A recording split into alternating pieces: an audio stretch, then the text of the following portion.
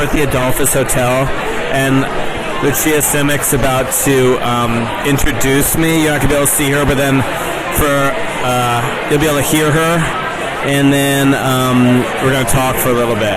So stand by.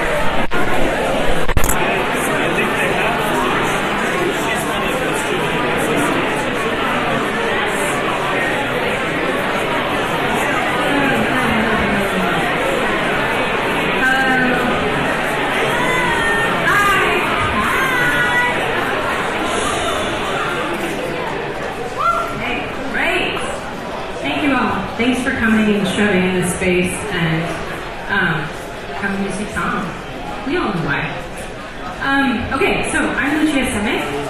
I am the curator of a series of talks here at the Adolphus Hotel. I am doing this because I curated the works in this room.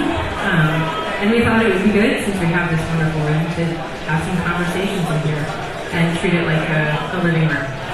So, we have talks in here about the work on the walls, but more so about the ideas that got the work on the walls. So we'll get to that. Before I introduce our guest of honor tonight, I just want to do some housekeeping things so there's not chaos at the end of the night. If you valet park your car, your valet ticket can be validated. You can just find one of the beautifully dressed, elegant French room staff, and they will direct you to someone who can validate your ticket. Otherwise, it's not free. Second, restrooms, if you need them, are out the glass door, Napoleon, and down the hallway. Third, I want to thank the French room staff, manager Victor Rojas, who has, for the last several months, given us this space and let his staff come in here and treat us wonderfully. They've pulled a lot of bells and whistles for tonight, and I just want to extend my gratitude, Victor, for all of your hard work. And just yesterday, Victor's team was nominated for a James Beard Award for Outstanding Service. And I know exactly why, so thank you, Victor. Thirdly, I want to thank Swoon, the design team that decorated and redesigned this old hotel. It's 107 years old, and they have, it went from being kind of sleepy in 1980s, like JR, really bad, to being this incredible space. They made all kinds of archaeological discoveries, like this marble floor in this room, this piano, which was slated for the Titanic and didn't get to it, thank goodness. All kinds of things. A Napoleon painting painted by Francois Girard, his court painter, which my partner and I discovered in the bar. It's a lot of mysteries, a lot of really amazing things. It's a mythological place. So Swoon designed this place. They commissioned me to curate this room, and they are the ones that design the posters that are given out for free at every event in hopes of kind of establishing a cult following for this series, which I think they might have done. So lastly, I want to thank Riley Nail, the hotel's brand director. He's been my right-hand man in making this series possible. He's my yes man. He's amazing. Riley, thank you wherever you are for doing this. It's just incredible.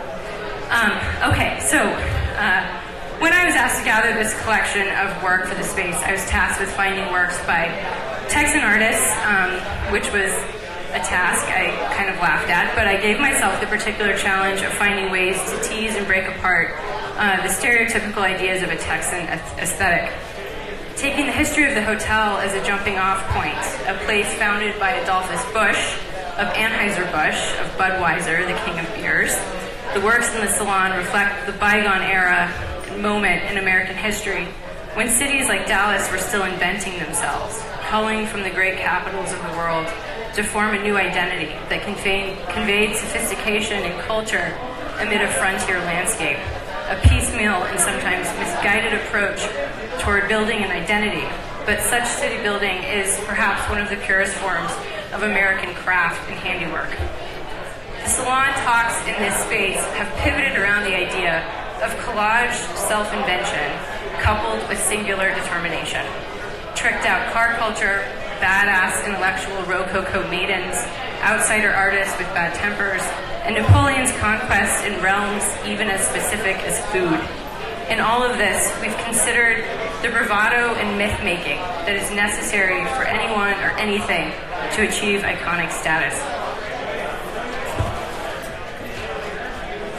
So it's no great leap, then, to think about the artistic practice of the artist Tom Sachs. Like the building of a city or the tricking out of a vehicle, he follows the rules of aspiration and emulation.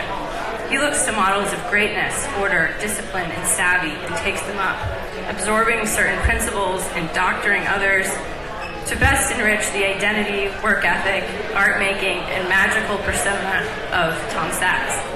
With these combined forces, through the process of bricolage, Tom wields an uncanny ability to twist the most powerful symbols of consumerism, culture, and spiritual ritual into new creations.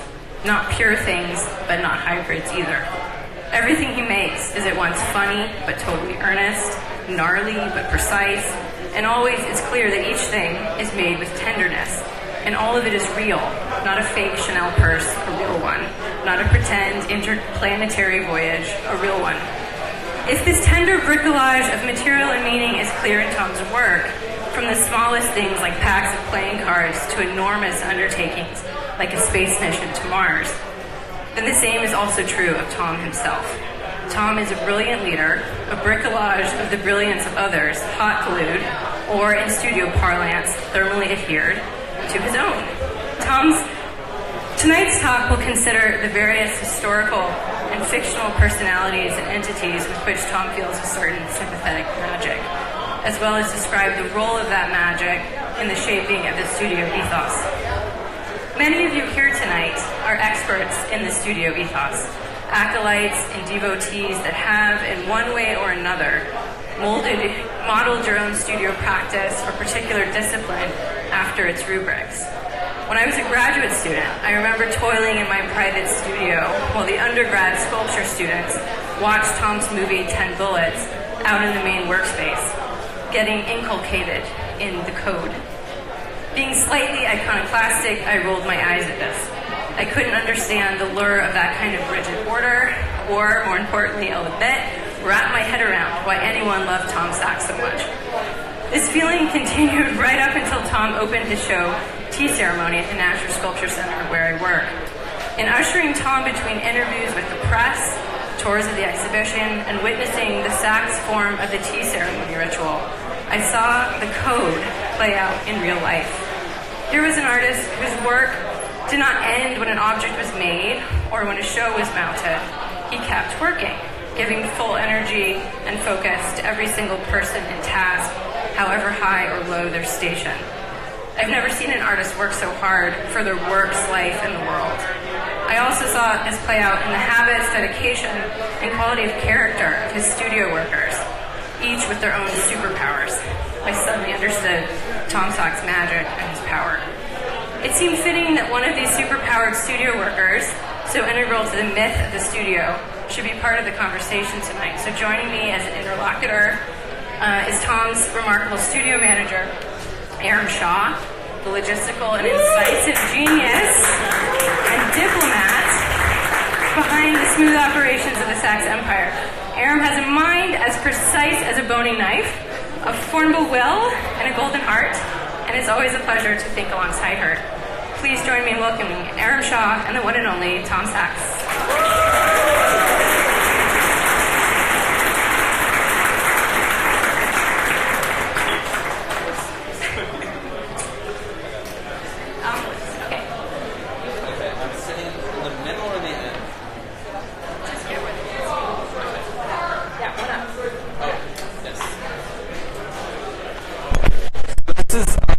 Is this still on?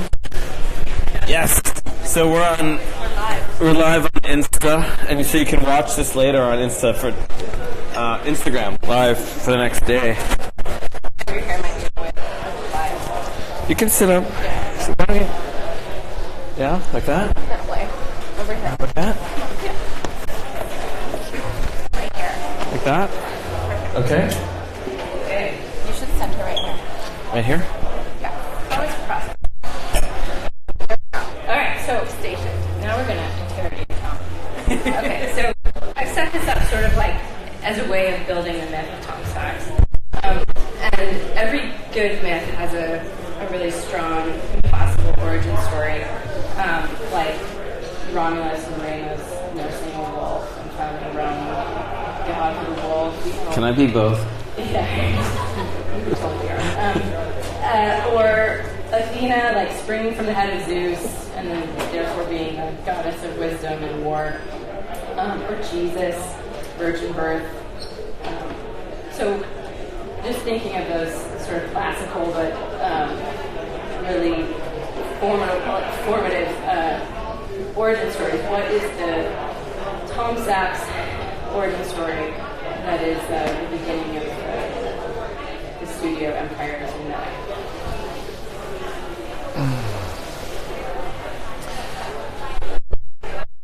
Like the big, it's from the, maybe not from how studio from scratch, and this like is a myth, but it's also true. Even the Christ myth is true. So I had a job in Santa Monica, California, working for Frank Gehry, and I was a carpenter's assistant. And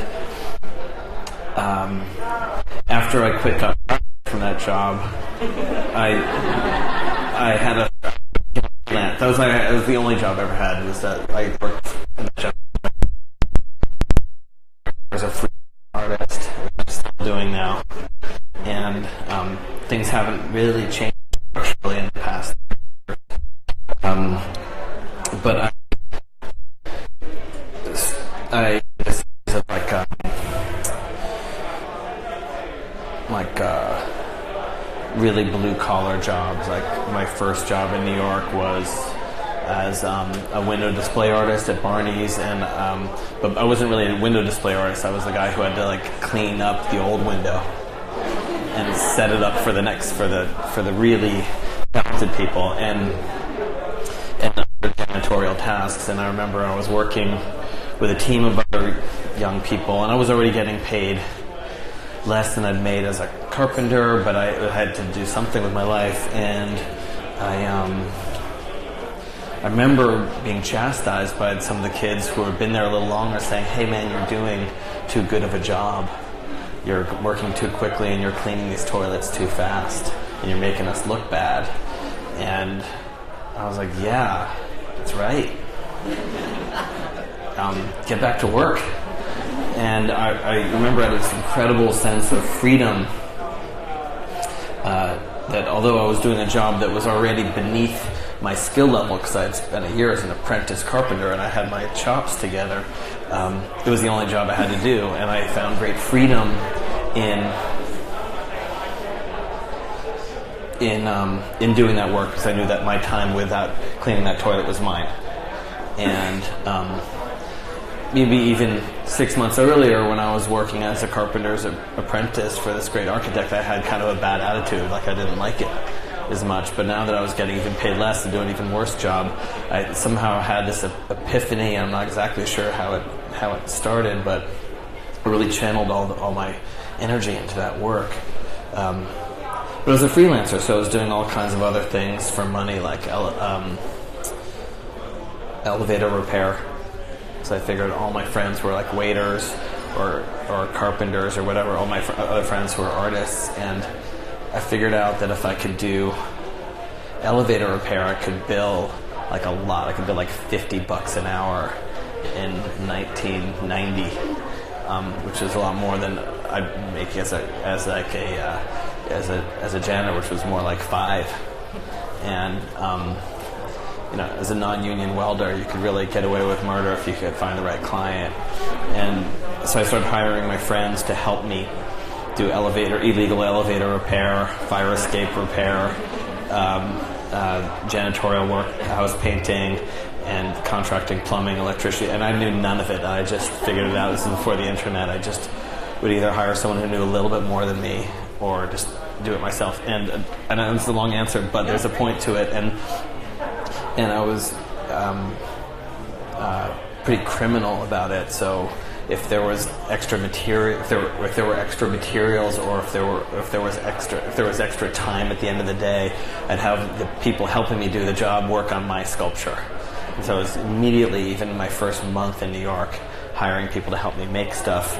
And sometimes they'd be making my art and I'd be out doing the job because the client wanted to see my face. And so it took about a dozen years of doing that to tip it from 90% janitorial construction work, 10% art, to reversing it to 90% art. And now I'm about 100% art and 0% janitorial work.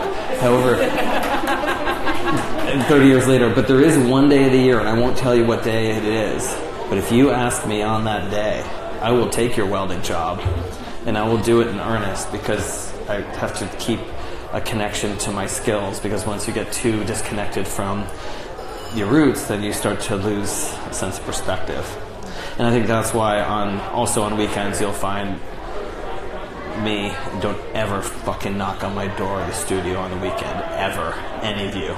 Because that's when I'm building bathroom shelves. And I'm the Michael Jordan of bathroom shelf building.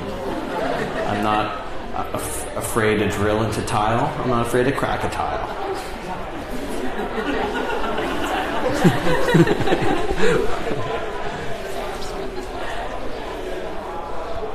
Well, I feel like there's a origin of any great myth or any great empire, and I think in this conversation, and as somebody who's a part of it, the studio is our empire top that you've led and built, and any great empire is always built on, as Lucia said so eloquently earlier, the greatness that kind of predates it. So the greatness, the legends, the heroes that come before it. In the studio, we've codified those in many ways. You have required viewing, you have required reading, and we even have the Sachs family crest, kind of our monument to all of those legends that helped you build this empire that we're all a part of. So could you speak to some of the specific heroes, legends, greatness, be it entities, be it individuals, small or great? So the studio on Center Street was before I took it. It was called Allied Machinery Exchange, and it was the Center Street was the street where industrial machines were bought and sold. It was the Machinery Exchange District, and these were the machines that were used to supply the American industrial monster that was so powerful that we were able to make airplanes faster than the Nazis could shoot them out of the skies. And I was 30 years ago, I was part of the gentrifying force that changed it from industry to artists living there, and now it's all restaurants. But before that, it was Thomas Edison's New York City workshop, and there were a few independent labs still left over from the previous era of industry. So I think some of the forefathers of our studio aren't necessarily artists, but people that changed the world. And of course, Edison and Tesla and all the greats who invented technology are important to us, but none of them are really as important as the artists that represent the African diaspora. So, of course, it's really more about James Brown and Bob Marley than it is about Elon Musk. Although we love them all. I'm not saying that anyone's better than anybody else, but I think that people always ask about what art I'm into, and it's never, Chris Bird and Alexander Calder, David Smith and Brancusi like you'd think. It's more like Lil Wayne, because that's the art that really inspires and moves me and drives me.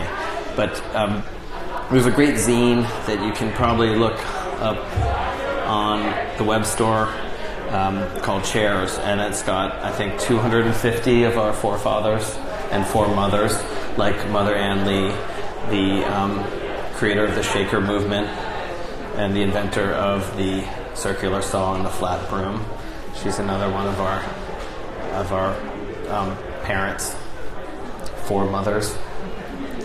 But I mean, there are countless other. It's like almost like I have to like look up the list. But I think it's important that that these ghosts inform us. I mean, I once made a list of another couple of hundred people, and I realized that if I was to make a self-portrait of in the manifest piece, if I was to make a self-portrait of who I was, it would be a list of all these biographies that I'd read, or even if I hadn't read the biographies, just the stories of these people's lives. Yeah.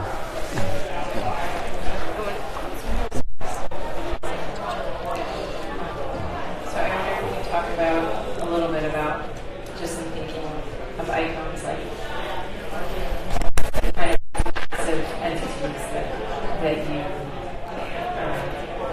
I don't want to say vampire, but you go and you find them and you kind of consume them and then become part of the studio life, like McDonald's, NASA, Nike, all of these things that are icons in and of themselves, but somehow under your power become subordinate to you. And how does that happen? That something as big as those things can kind of, and it's interesting, like as an artist, if you're working and you're dealing with copyright issues, like you're terrified, right? But you manage to go in and take these things and do things with them. And my feeling always is in seeing them that like, isn't McDonald's grateful? Like, isn't NASA like, fuck yeah, Tom paid attention to it. It's like everyone's like, they're so lucky that you've considered them and kind of taken them up and absorbed them into what you do. I wonder if you can just talk a bit about the attraction to those enormous personalities like those brands. Yeah, I'll talk all day about McDonald's and NASA and the Japanese tea ceremony and the art of Africa. All these incredibly rich, dense cultures that are not mine. And I'm a visitor in these lands. But as a visitor, you have to be respectful and you have to behave like the natives, the locals. I don't think you can say natives. And you have to study and work hard and show respect. And when you I think the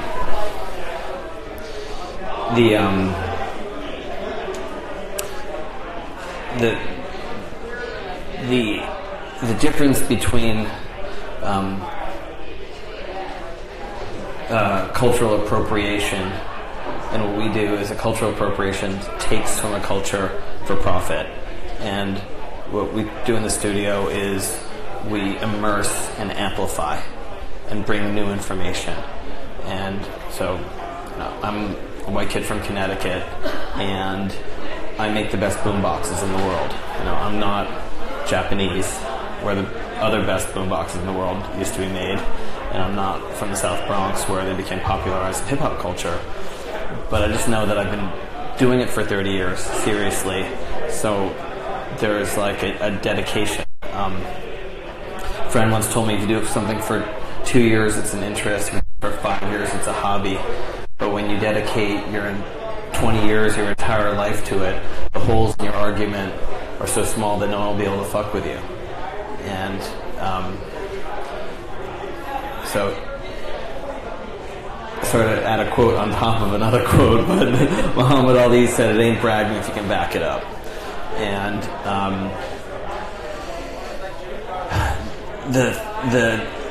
the thing in your question that really got me, Lucia, is about fear. It's like about kind of consider the consequences, and they're pretty minimal. I mean, like what's going to happen. But I think the main thing is really about immersion and study, because the greatest gift of my life is that I get to spend my time educating and entertaining myself. And by that I mean learning all about McDonald's, like learning that no one has fed more people and killed fewer people than the McDonald's food delivery system in the history of ever. Because people die from food poisoning all the time. I mean, of course, it's a great, disgusting cost. It's the loss of every mom and pop shop and destroying our planet and creating obesity. But it's delicious.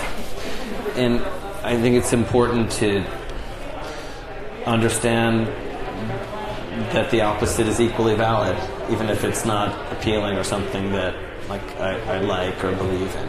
It's still there.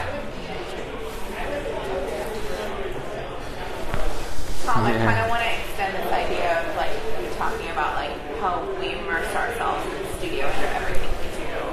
This idea of really if you actualize something to an extreme enough degree, then it really truly becomes real to us. Yeah. And how do we achieve that? Any great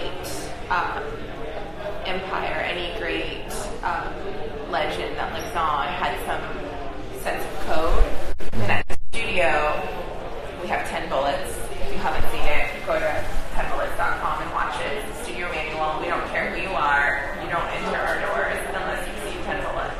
And I promise there's not a wasted second. We are extremely respectful of your time as viewers. Like Spielberg level editing. Truly.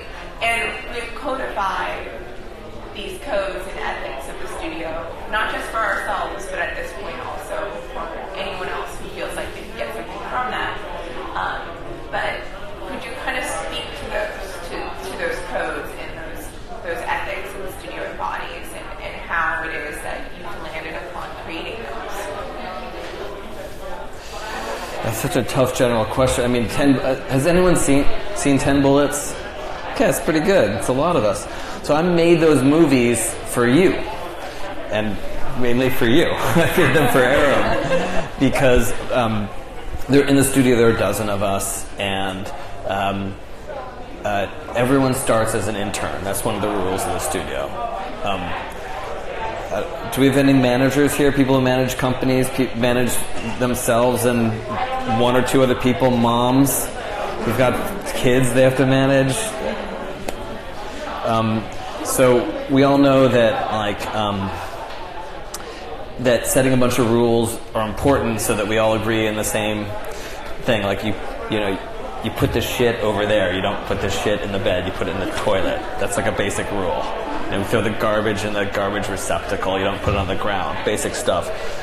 But running a studio is so much work that we made some short industrial films to sort of help teach that, so that we always have something to point to. Because being on time isn't just about showing up at 10 a.m. It's about showing up rested at 10 a.m. It's about showing up fed at 10 a.m. It's about showing up having had, as they say in the SEALs, having had gone to the toilet, having had a cup of coffee, having had whatever. And that's what being prepared is about, so that we can get to the business of work. And I'm sure if you watch 10 Bullets, you're going to think that this is a really scary place. And if you read the YouTube comments, and those of you who make movies and post on YouTube, you know the rule is don't read the comments. That's like one of the filmmaker 101 rules: never read your comments, because it's the most racist, homophobic, disgusting place you could ever go is the comments of YouTube. And of course, I've gone there, and the thing I read is, I wouldn't want to work there. These people are terrible. That's not how you do a proper soldering joint. Like everything bad. And it doesn't matter if you make the wrong decision. What matters is you just make a decision and stick with it. That's you can apologize if you need to later, but just indecision, so you can't get the job done. So the codes of behavior, which movies about, are important because you have to manage stuff, and they just manage it because they got to get the bigger projects done, whether it's a space program, an art studio, or running a hotel. But those codes also extend to the quality of the work, and we have some codes that we stick to in the way we make sculptures so that all the sculptures start to look like each other, so that if one sculpture resembles another in material or a concept, then the two of them can start to have a conversation, and you can build a sentence with you have three sculptures, and then maybe you get three other sculptures, three other ideas, they create another sentence, and together you begin to build a paragraph, and maybe that's an exhibition, and you put a couple exhibitions together and they start to tell the story slowly of your life. And it's important in our studio that the works innovate incrementally and only when they need to. It's important to repeat yourself as much as possible and keep things as boring and as simplistic as possible, and never innovate. Just because you can doesn't mean you should. And if you've got the ideas, then innovation is necessary, but it's like finding the right amount. I mean, there are some giant companies that have 4,000 new stock keeping units every month, and but maybe only a few of them are great, and we're really interested in creating only the very, very best things, and building things that are built on other things slowly, incrementally, so that there's a richness and a depth of a strong foundation of stuff. Is that, I don't know if that's the...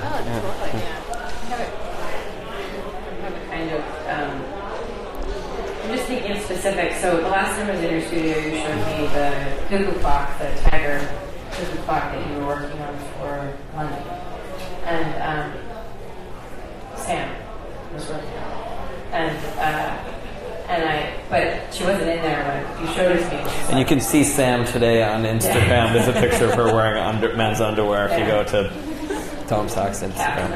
Yeah, she's she is Captain Underpants. That's what we should have said. Captain Underpants for Tannerat. Shout out. Mm-hmm. We love you. But the way you were talking about the tiger cuckoo clock was like, we're figuring it out. We're trying to figure out how to make this do what it should do. Obviously, innovation is required in order to solve the problem, to make it work. So how does innovation look when it is necessary in the studio? Well, again, as little as possible. We're always just trying to copy everyone else as much as we can, because reinventing stuff is so stupid. There's so many great ideas that we have to still uncover, so let's keep it simple and do it like everyone else as much as you can. Always. Conform. Always. The innovations is inevitable when you have new ideas, or if you're trying to combine two wrong things in the right way. I think that's when innovation happens. In school, we learn 1 + 1 = 2. In the studio, we learn 1 + 1 = 1,000,000. And we just have to find the right, wrong two things, put them together in just the right way, so that you get that exponential growth of concept, that explosion, that baking soda and vinegar. And so we wanted to make a cuckoo clock that had a tiger's face, and when it opened, a bird's mouth, little bird came out of its mouth, because there's this painting that my friend Walton Ford did about a panther that was let loose in Switzerland and ran wild and attacked some people, and eventually it was hunted down and eaten by a farmer in Switzerland in winter. And the idea of this giant cat that lives in warm places being in the snow had some magical mystical powers I didn't understand. It made perfect sense, and I don't need to explain why, because you feel it when you see it.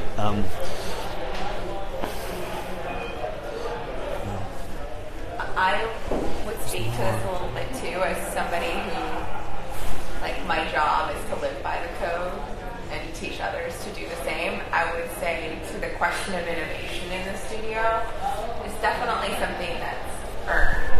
And I think that's something that's super applicable in life as well. Unless you understand a foundation of how something works, if you just go in and you start innovating and you start getting creative before you've understood like the fundamentals or the basics, it's not going to work. And I think that that's the most valuable thing that any of the team members bring is to make sure you understand the fundamentals. You live by the code, and then you kind of earn that ability to be able to improvise. And you got to be cool, you know, because like not everyone knows everything. I mean, I don't know everything in the studio. Like I don't know how to fix the fucking computer.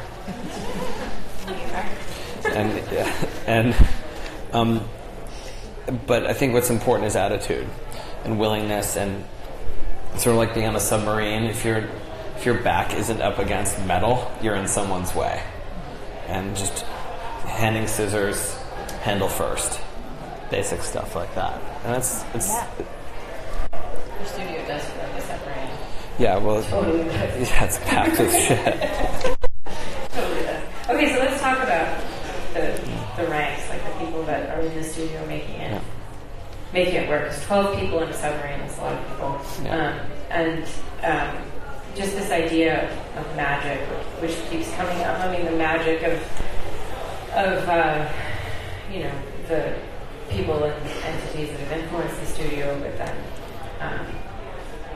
then the wild animal lost in Switzerland that gets caught by a farmer and eaten, how tidy, like that magic, when you see it. So I feel like your team in the studio all have a kind of magic, and I only know maybe half of them, but I can attest to the particular magic of each of them, which is sometimes ineffable, but sometimes you're like, no, Sam's magic is she could kick your ass if you did anything, but she'd also like be the first person to be like, oh, you need tea? Like, she's like the sweetest person in the world. Kindness and absolutely ferocious. And I have this memory of our registrar at the National being like, I keep going in there and trying to be friends with Sam, but like I can't crack her. I just can't crack her. And I was like, she's working. She's in a complete zone. Leave her alone. Can't even get She's busy. close to her. Like, I know she has amazing long fingernails, but like, don't talk to her right now. She's really scary. But that, that kind of ferocity. Same thing with Trevor, with Aaron. These kinds of qualities, which are, which you know because you feel them palpably, but you're not really sure what they'll make, but you really want to see what they'll do. But so just, what is that? Obviously, you don't keep the same people in the studio forever. How do you know their magic when you see it? What are the essential, the absolutely essential magics that a person has to have in order to work in Tom Sachs Studio? Well, we interview a lot of people, and of course, first we judge them on appearance, which is the most important thing. And everyone who's worked in the studio, like even Aram started as an intern and worked their way up. And not in any kind of linear climbing the corporate ladder of the studio, but it takes about 5 or 6 regular people to have one person that's good enough to keep. So the way it works in the studio is you come and work for us, or you pass the interview and that you're not too weird and you hand scissors handle first and show up on time and there's not a lot beyond that. And then you work for a short amount of time for no pay, and unless you can demonstrate need, and we're not, because we don't want to discriminate, so we find a way to make it work if someone has to have money in some way. And there are other kinds of ways of like subsidizing people's existence in New York, because like everyone's like a rent slave. It's like impossible there. So there are ways of getting around it. But then after the agreed upon internship period, there's the internship threshold, and then there's a meeting, and that person, if they leaves because they don't like it, or we just say goodbye because we don't like them. But if they are good, we make it that money doesn't get in the way of them staying. And then everyone gets paid in the studio based exclusively on one thing: how much responsibility they take away from me. That's the only measure of economics in the studio. Aram gets paid more than most people because she takes a lot of responsibility away from me. And you know, if you have been working there for a bunch of years and are really good at welding and carpentry, that's a lot of responsibility. And if I can trust you to draw really well, or wood burn, or clean the litter box, these are all things that I have to do. File income taxes, fix the computer, sweep, get coffee.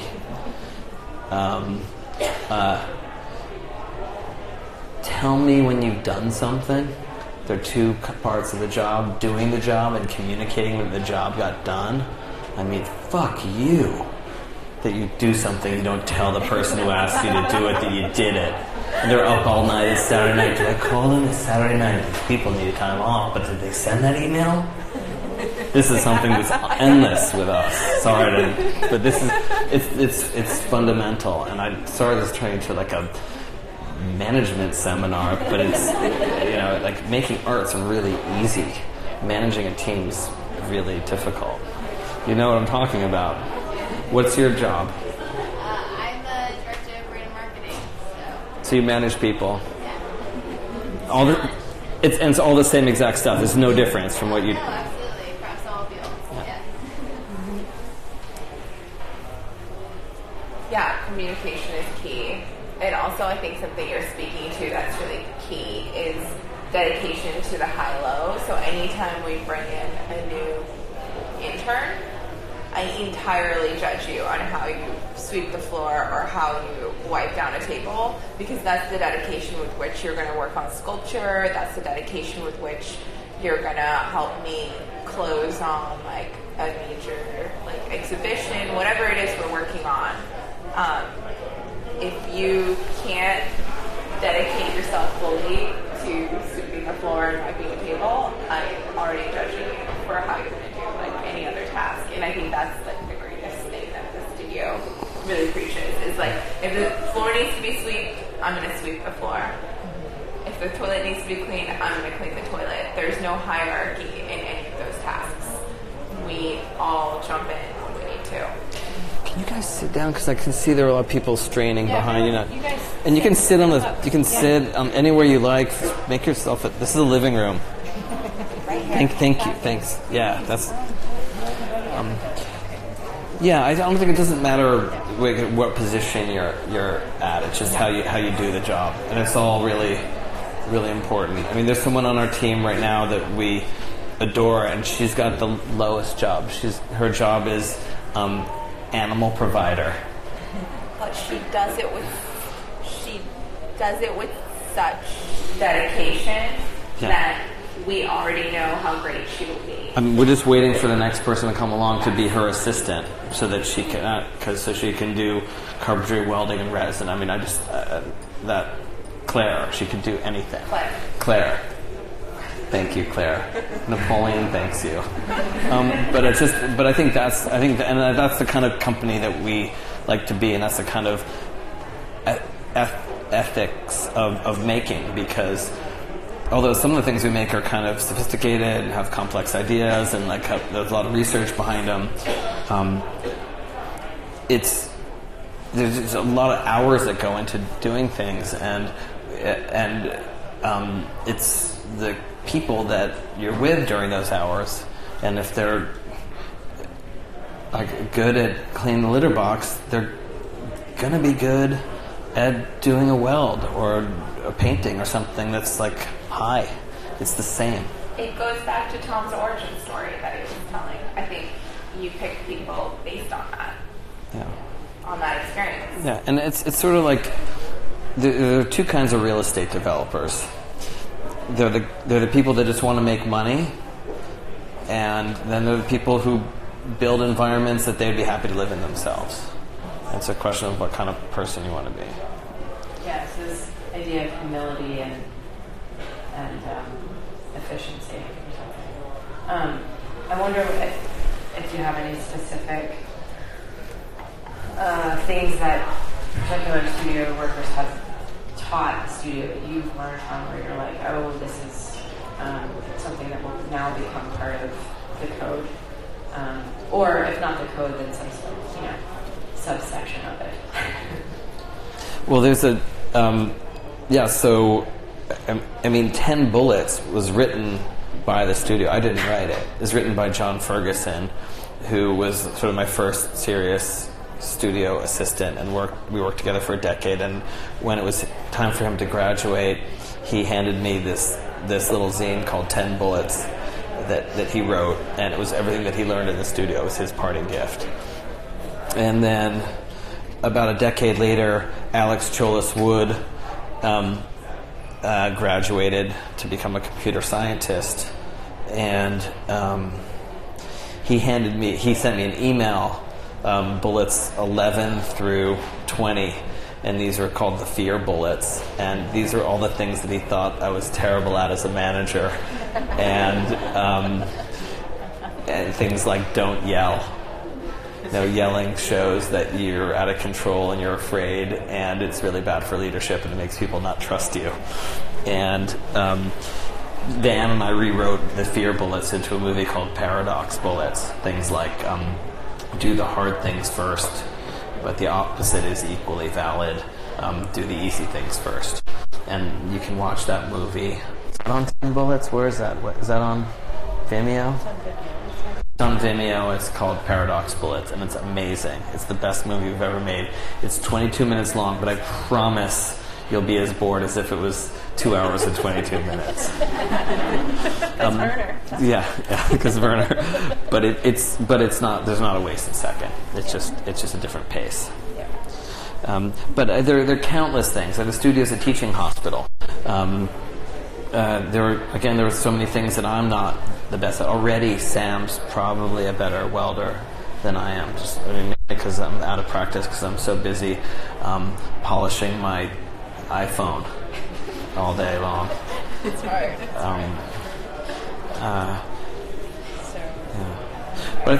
But I think it's worth discussing. So much about the studio team, but I think it's worth also mentioning that there are several ways to leave the studio. That we are a cult, and I mean that in the creepiest, most Manson-like possible way that I could say that word. But the difference is that you can leave whenever you want, and there are a few ways to leave. The first way is you can get fired for stealing or lighting the place on fire.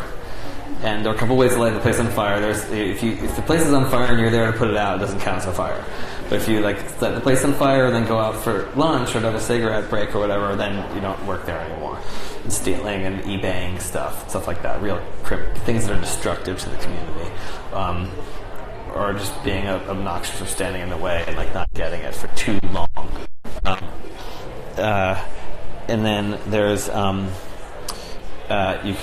you can DOR, discharge on request, which is when you quit, and that usually happens to people who are really good but don't have what it takes to go that extra mile to become a master. They're the people who, in the parlance of the hero's journey, tend to repeat the cycle. They then tend to go on and work for another artist and for a number of years, and then move on to another job. But then the best way to leave is to graduate, and that's what John and Alex did, and that's to work there, contribute, make your contribution, leave, and you don't give 2 weeks notice. You give a year is the right amount of notice. But it's not so much whether it's a year. I guess the main point is that you actually replace yourself. When you replace yourself, you don't replace yourself with someone. You're like, oh, those two people can do my job. Well, who the fuck's going to do their job? While they're doing your job. But really replacing and understanding your place. And I'll get to you in a second. And understanding your place in the studio and how big of a hole you've left if you've made a big contribution. And that's what a great graduate will do. And also that graduate tends to not have a job after they work there. They tend to start their own company. And like Charlie, he'll be the last boss I'll ever had, and I believe him. And that's why he won the Evan Murphy Award for self-improvement. But I got a question. I want to know, how do you keep your staff inspired? How do you keep the energy high in your studio? What are your tips? Lots of squats, deadlifts, push-ups, chin-ups, ab wheel. Yeah, I think you just, make great work, snacks, make it a positive environment. I think we have a very strong policy of extremely disgusting, dirty jokes, no bullying. It's the opposite of a hostile workplace, but there's tons of porn everywhere. So I guess it's soft porn, like 60s Playboy porn. It's tasteful. Yeah, whatever you're into. But I guess my point is it's not everyone always fits in. And it's a family. So that's when I talk about people DOR, leaving discharge on request. That's like it's a loss. It's like you got kicked out of the house, or like you left to go on to do something else. And the people that have left the studio, have graduated, are still sort of part of the studio. I mean, they're always available by phone. They pick up on the second ring, and we continue to support them in whatever they do, and they support us, and sort of have a big extended family at this point. And I would say what keeps it, to extend on that, like inspiring for me as somebody who's part of it, is that it's always maximum 12 people, which means we all fit around the table. And that means that everyone is kind of a part of the conversation, which is what makes it, like you said, more of a family. That kind of transparency and access. There isn't a bunch of middle management. There isn't you're so far removed from like the end goal or result. We're all invested in it together, and the other 11 people at the table is what keeps it inspiring. And who we pick to be at that table, because the more years you're there, yes, Tom is the ultimate judge in picking those people, but the rest of us kind of become a part of picking who sits at that table with us. And that's what continues to keep it inspiring. It's an organism. I've tried to fire people before, and Aaron wouldn't let me fire Trevor. I really want to get rid of Trevor. And he's and you love him now. He's absolutely indispensable, and he's the best. But he's a fucking weirdo, aspy comedian, and like it's difficult sometimes to get used to a new person. And I'm so grateful that you stuck behind him, and it goes on and on. It's like it's always a little bit of a drama, that stuff. But we are a coven, and I think there's I don't know what it is, why 12, but I just think it's about as many people as you can kind of imagine. I think it's really less. I think it's 7. I think 12's overloaded. I'm much less stressed out when a couple of people aren't there. But I like everyone. Everyone's working really well. But, I think to answer your question really concretely, how do you keep people inspired? You make it a great place to work. I was talking with my friend Mario Sorrenti, and who's a great photographer, and he's got a show that's opening here in Dallas at the Dallas Contemporary Art Museum. The Dallas Contemporary on April 5th, and he's a world-famous photographer, and I was having dinner with him and his wife and my wife, and my wife really complains that I'm a terrible photographer, I'm a terrible Instagram husband, And I think that's probably true. And I said, Mario, how do I be better at taking pictures of my wife so she doesn't get so annoyed? And he says, you just got to be really good, man. and of course he's very talented. He's been doing it his whole life, and is like dedicated to like finding the right angle and the timing and the method and the light. It's like there's so many things about photography, but it's the same thing in your work. What's your gig? Actually, I'm a professor. I teach accounting. So how do you keep your accounting students inspired? Is that? Well, I give real life examples, and I share a piece of me with them with every lecture that I give. Yeah. So that's it. You just make it fun. I share a piece of me. Piece of you? Yeah, like I'll tell them a story, yeah. or And like share how? a vulnerability, or share a joke that's not appropriate for the classroom. You know. Yeah. Accounting. We need an accountant. That one. Yeah. Maybe. Rules are similar to. Yes. Your approach is very similar to what I found in the workplace as a CPA. Yeah. I used to work for the Big Four. Curiosity and very interesting. Yeah, I think these are universal things, and I think it's good that because some of the people in this room aren't artists to see how management has become such a big part of this, and we're here to talk about sympathetic magic, but I think that this is all really part of it because this is how you build your teams, and you can't do it without other people. The space program, it takes a whole community of people to make big things. Well, that's what I love about your approach that I've heard tonight, is that it's not just your decision on who gets to stay on board and who is inspired and who is nurtured. It's your team's decision. Yeah. And I love that. I have a friend who's a CEO of a company that has like 40,000 employees, and I was doing a project with this company for fun, and I was kind of complaining that like the middle management was in my way, and so I complained straight to the boss, and he said, "Yeah, I understand your complaint, but I'm just the CEO. Sure, there's no one more powerful than me in this company, but if an idea or a person is too radical or anomalous or too far out from the culture of the rest of the company, this idea or person will be surrounded by white antibodies, and it will be white blood cells, and it will be ejected from the system. So although I'm the most powerful, I'm not all powerful." And I think that's the strength of a good company, is that it's an organism. Okay, so Tom, Yeah.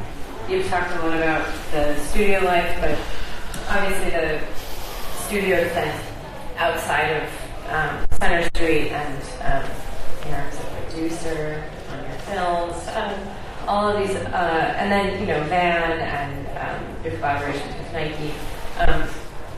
The life of the studio obviously incorporates and grabs on to many other entities outside of itself. So, how is that navigated, and how do you find, if creativity is the enemy of the studio, how do you manage and work with other creatives and making things that are part of the studio? Yeah, I just think that we live in a world of terribly made things where people develop real estate for money instead of the job of housing people, where the best made thing of all time, the iPhone, is a temporary product. It's super expensive, works really, really well, but for a short amount of time has planned obsolescence built into it like nothing ever before. And so in a world filled with shit, it's just to make things beautifully and simply is an innovation in itself. So everyone that I work with has a sort of a shared value. It's not for everyone. There are people that want money as a priority, and I always say